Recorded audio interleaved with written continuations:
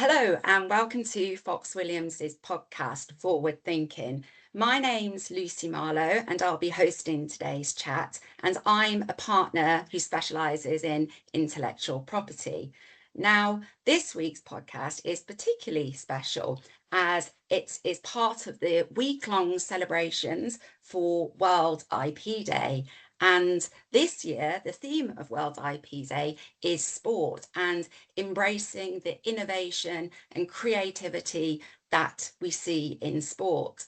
Now, I'm sure, just like myself, many of the viewers love sport and can think back to all the magical moments that they may have personally experienced in sport, but also the moments where we've watched our sporting icons achieve success, whether that be the Red Roses, the Lionesses, stars like Jess Hill. Sport has so much to give, and it brings us back wanting more time and time again. Now, on the theme of sport, I'm delighted that this week I am joined by Rachel Williams from Women in Sport, which is a charity that does so much to progress the space of sport for women. Now, Rachel, tell me a little bit more about your role at Women in Sport and what Women in Sport are doing. Yeah, so thank you so much for having me. So Women in Sport is a charity. We've been around since 1984, and our mission is really just to remove the barriers that stop women and girls from being involved in sport and physical activity in whichever way that suits them best, whether that's as a participant or a coach or working in sport, whatever that may be. We know at the moment that there are far too few women and girls who are in this space, who are, as I say, finding their love, finding their joy in being active.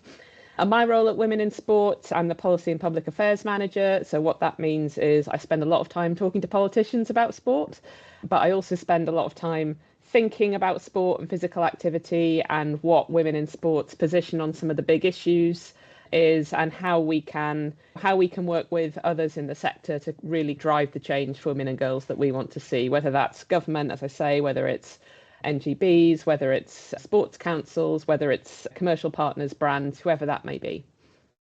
That's fascinating. And I love what you say, Rachel, about it's not just at the elite level, it's really sport for all. So everything from grassroots all the way through to just people that want to be active or even later in life. And I noticed that even recently you've done some work in the menopause space, and there are quite a few barriers out there that impact upon female participation.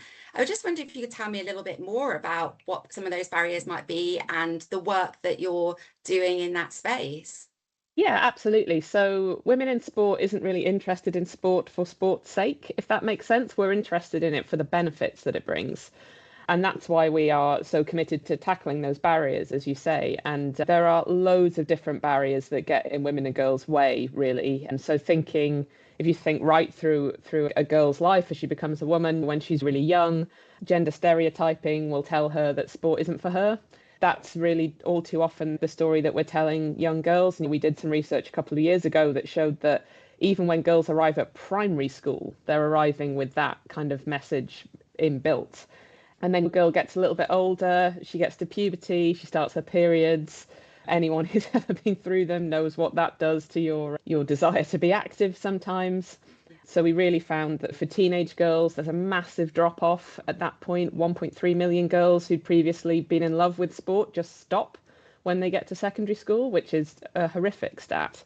And a lot of that is because of the challenges of female periods and puberty. But also it's when body image concerns really become an issue as well, even for the most confident, the most sporty girls. And then, as you mentioned, we've done quite a lot of work around menopause and midlife as well. And the barriers there, none of the ones that I've just mentioned go away, except for periods at menopause age. Women still don't feel like they belong in sport, and particularly at that kind of midlife point, they just feel like they're completely invisible. And when was the last time you saw, for example, an advert for a big sports brand that featured a woman in her mid-40s who wasn't an elite athlete? Probably never, I would say. And it's that kind of sense of invisibility coupled with the specific biological, psychological, and sort of social challenges that menopause brings in terms, obviously, of those physical symptoms, but the stigma that's around them as well. That just, even though women really want to be active at that age, they feel like they can't because they're not welcome and the spaces aren't providing for them. So that's the broad story that we see as girls become women as they grow up. And I suppose the thing that sort of underpins all of that is a general societal sense that's super inbuilt into society, not just in the UK, obviously, but just generally, that sport is more for men than for women. And it's those sort of barriers that Women in Sport is trying to tackle. Yeah, that's really bizarre as well, because we do have some amazing role models, but Absolutely. sometimes when there isn't enough investment on the marketing side, that you don't get to hear the fascinating stories that really is what builds the attraction of fans and supporters, when you understand the journeys that these amazing athletes like Keely Hodgkinson, for example, at the Olympics have been on. But you raised like a really interesting point there about sometimes one barrier can just like not be feeling comfortable in that sports arena. And as part of my practice as an IP lawyer, working with lots of businesses in the sports space and sometimes on the borderline of fashion as well, I think it's great. I am seeing more businesses bring out products that in particular are designed around a woman. So everything from shoes, you've got like Nixie Body that have pants that support pelvic floor issues, and more appropriate sports bras. So I do enjoy seeing innovation and progress in this space. Some of this has only been quite recent, and there is so much more and so many opportunities really for businesses to capitalize on that opportunity.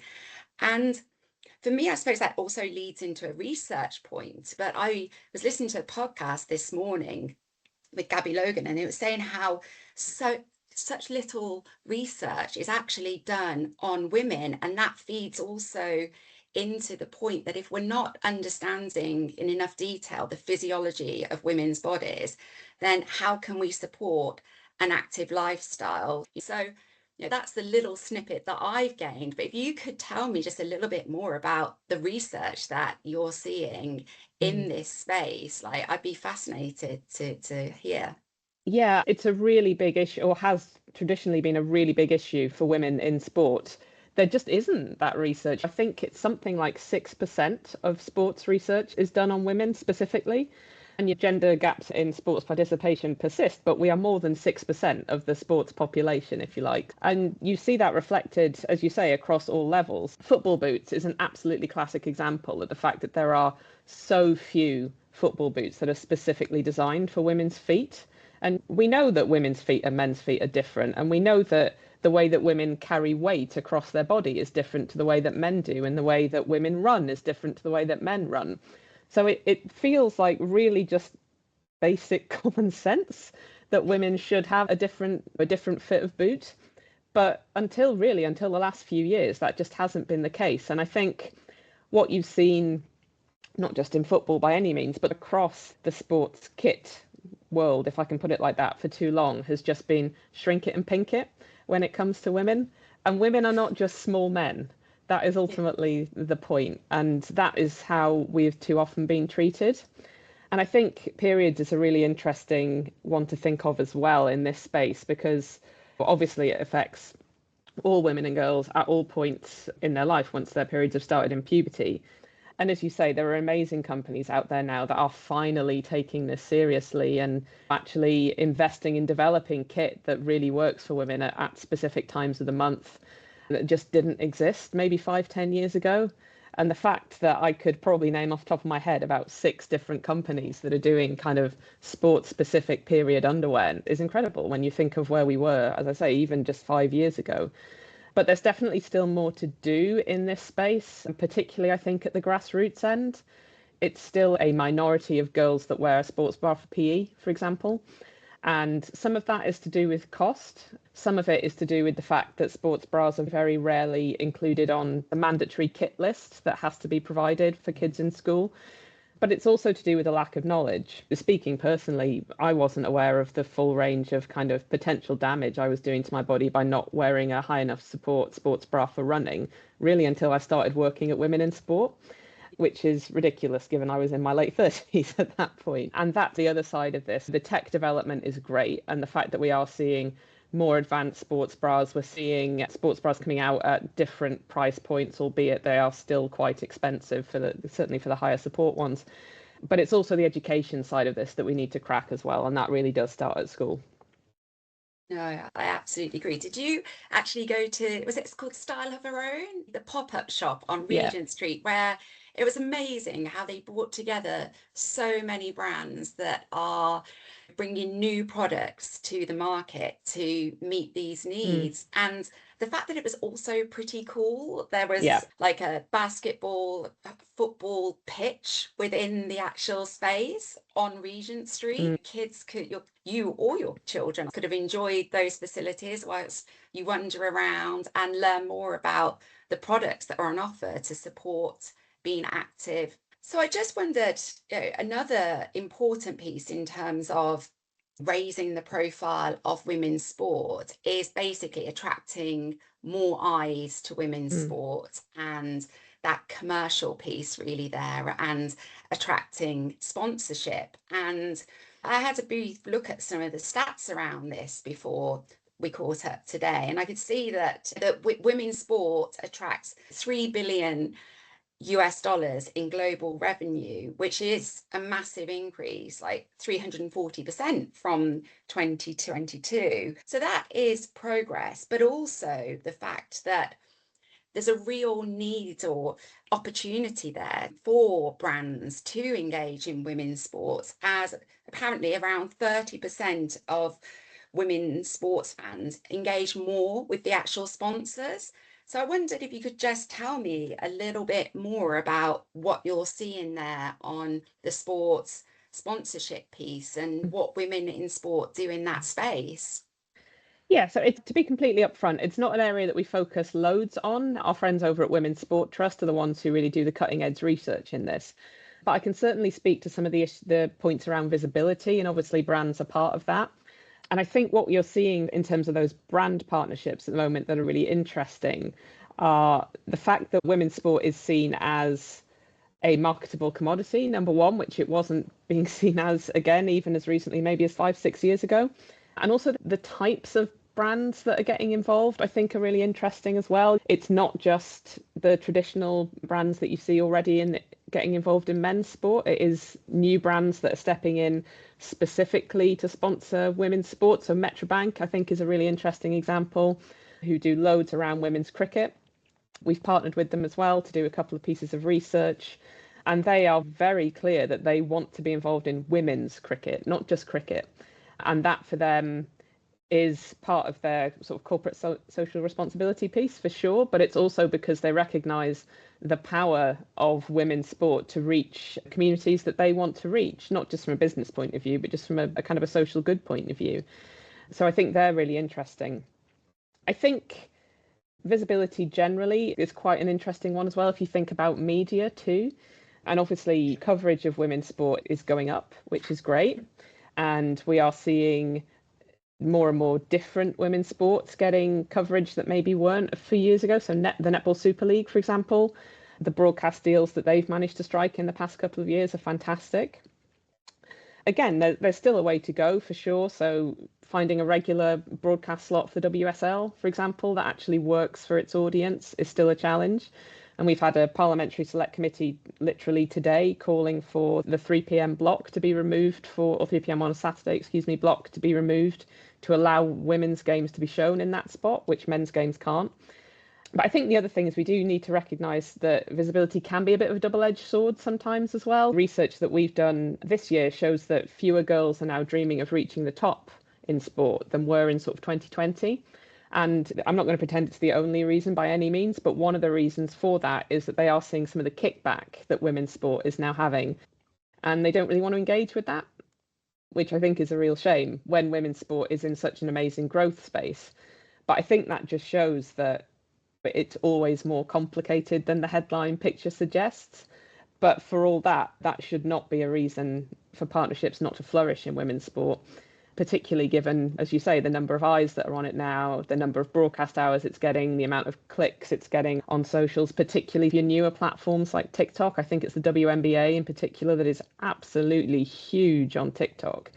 So yeah, it's a huge potential investment area, but one that we shouldn't pretend doesn't have any problems at all. No, of course. And could you tell me a little bit more about the partnerships that women in sport engage in and how important those partnerships are to you as a charity? Yeah, absolutely. They're important to us for two reasons. One of which is the very obvious reason that we are a charity and we do need money at the end of the day. We're very grateful for the support that we get from Sport England, but that doesn't pay for all the work that we do nor all the work that we would want to do in an ideal world. Those corporate relationships are really important to us for that reason. But it's also for us about spreading our message and spreading our research as widely as possible. And for us, our research and our stats and the things that we know, they are absolutely at the heart of our brand. In many ways, they're more important than our logo and our colours and our fonts and all the rest of it, because they're the bit that we know can really have an impact. If we actually want to deliver change for women and girls, we have to be using our knowledge and getting our knowledge and telling people about the barriers that we know that women and girls are facing and the solutions, crucially, to as wide an audience as possible. And we know that having brand partnerships that are relevant to us are a huge tool to help us do that.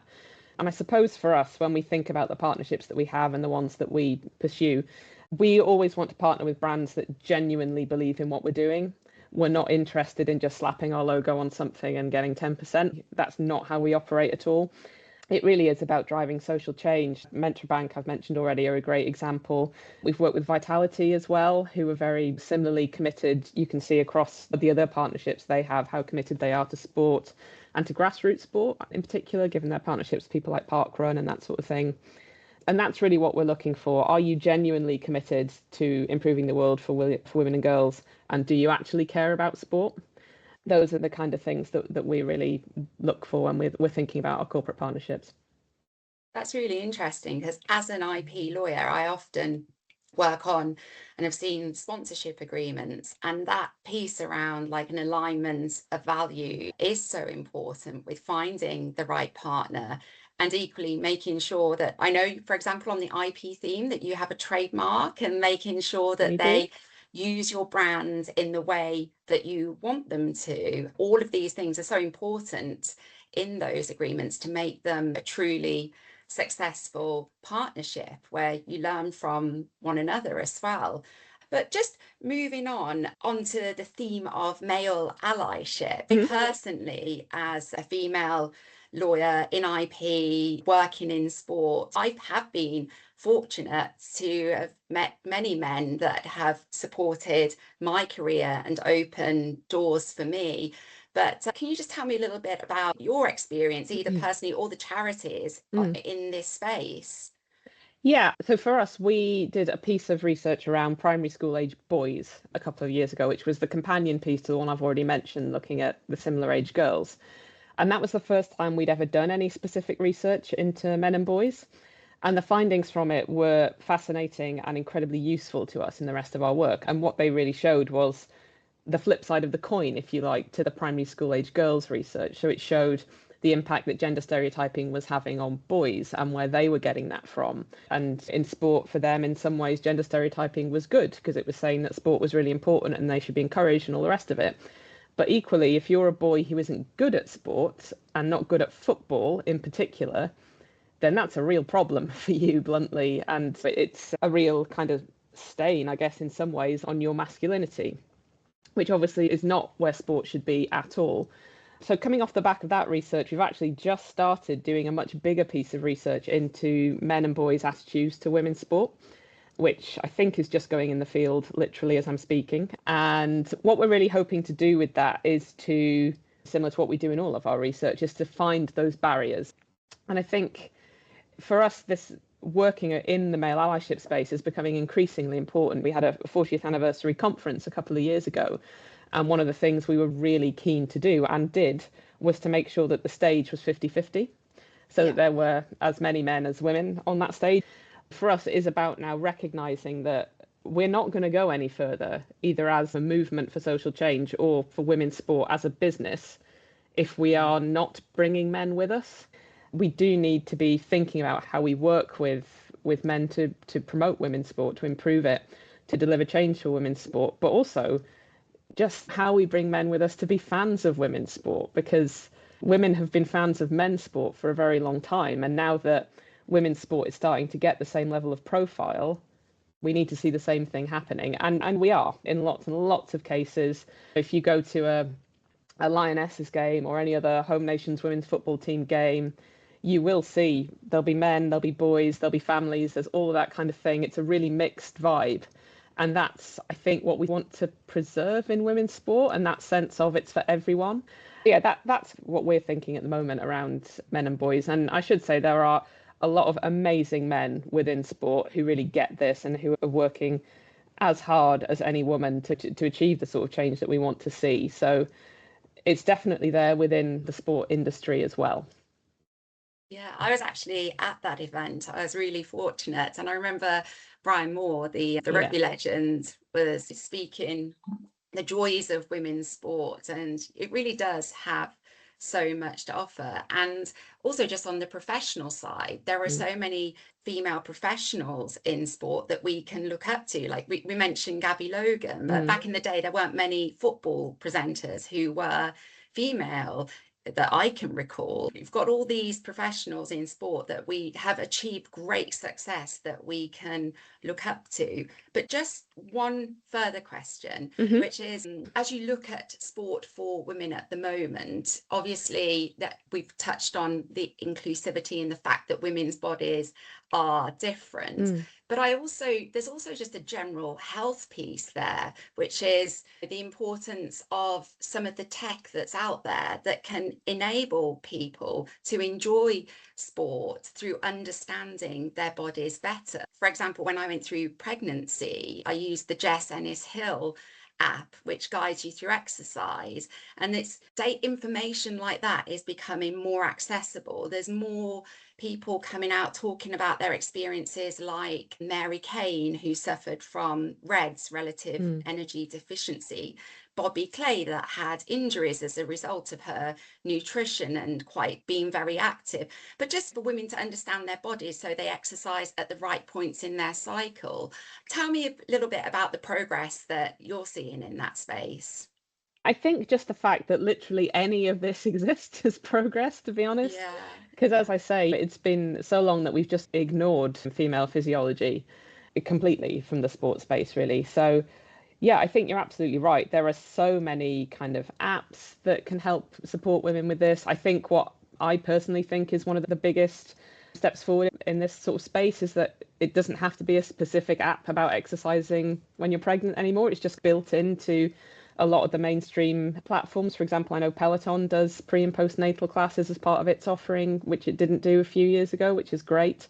And it's that mainstreaming of all of this stuff that I think actually is the real mark of progress. And definitely having those elite athletes and coaches and officials and all the rest of it who are using their profile to speak out about the very real issues that they've faced is fantastic. And also the fact that I've noticed a little bit of a trend of sort of professional teams wanting to really talk up all that they're doing in the women's health space as like a big selling point of their brand and how cutting edge they are and all that kind of stuff. Again, that would never have happened sort of 5-10 years ago. You would never have had, I think it was the Welsh FA really bragging about all the work that they'd been doing around supporting their players to train around their periods and that sort of thing. Just wouldn't have happened. So I think the fact, that this is now like a bragging point of, oh, wow, look how great we are at helping our female athletes manage pregnancy or periods or menopause or whatever it is. That's amazing. We weren't in this space a few years ago. No, I agree. Just to wrap up, because I'm conscious that you've been so generous with your time today, just a couple of quick fire fun questions. Tell me, what's your favorite innovation or recent development that you've seen in sport? Oh, I am a big Strava girly. So I think all of the innovation that they are doing, not just the performance stuff, but almost like the community building side of things is great. And if I can have a second answer, I am incapable of functioning without my Apple Watch. Sort of anything in that sort of space. I love data that I don't fully understand, but will track anyway. That's very much where I am. And the cycle tracking that's built into Apple products these days is pretty good. So. Yeah, and all that data can often also prevent injuries, Yeah, and you can just make changes to your routine to be healthier and happier. yeah, So no, absolutely. I totally get that. That's probably up there with me as well. And then just in terms of the future for women's sport, what do you see as like on the horizon and some of the positives that's likely to flow over the next year or so? I think a lot of the positives that we're seeing at the moment, and we're going to keep seeing, are just around, I've used the word already, but just like the mainstreaming of women's sport. The idea that it's normal to see women doing sport on TV, I think is fantastic. There's so many exciting things happening in the elite space this year. So personally, it's the women's cricket T20 World Cup that's at home this year, which will be amazing, that I'm really excited about. And I hope will do similar for cricket as having home tournaments for football and rugby have done, in terms of convincing girls that's a sport that they belong in when maybe it's not one that they're familiar with and aren't offered at school and that kind of thing. So I think that's going to be fantastic. On a sort of a more policy side, the UK is hosting the International Women's Working Group for Women's Sport this year. So there's a big conference there in Birmingham in July, which is going to be an amazing opportunity to really profile women's sport. They've got fantastic speakers. They've got Kirsty Coventry from the IOC. They've got Seb Coe. They've got an amazing lineup of sort of people from law and from policy and from politics and from sport. So that's going to be a real kind of high point for women's sport across the world. And I think that example of the UK providing global leadership is really exciting as well.